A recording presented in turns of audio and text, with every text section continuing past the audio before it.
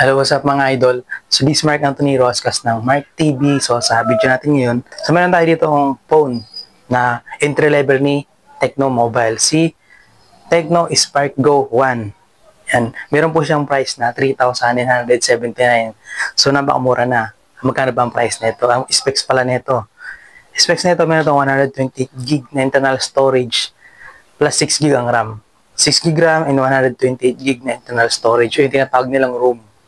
Meron itong 120 Hz na refresh rate. So, mabilis na rin po yun sa pag-swipe-swipe. Sa halagang 3,979, ganoon siya kabilis. Tapos meron itong internet na 4.5G. 4.5G? Hindi siya 4G, hindi siya 5G. Parang kalahati na lang. Kalahati na lang, maging 5G na siya. Tapos yung price niya ay 3,979 lang. Yan.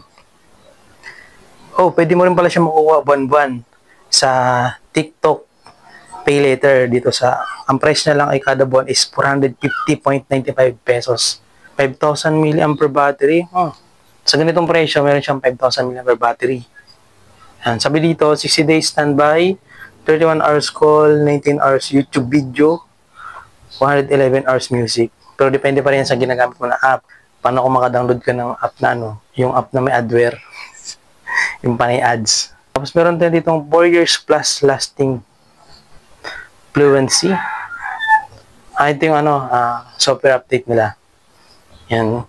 Kasi karamihan sa mga cellphone kapag tumatagal na is bumabagal na. Pero ito, meron silang update dito para mas lalo siyang bumilis. Meron siyang 300% na louder. Dual speaker, naka DTS pa. Malaki ang sound nito, ang tunog nito. IP54. Water resistant. Water resistant to, hindi to waterproof.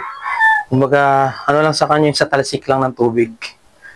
Baka ilublob nyo to sa tubig, hindi. Saan hindi nyo naman ito binili para ilublob sa tubig? Kayo nang nalaot? Nagbabarko? Meron siyang dalang kulay lang, is black tapos white. Mura. Mura sa presyo niya. So, marami na palang bumili nito.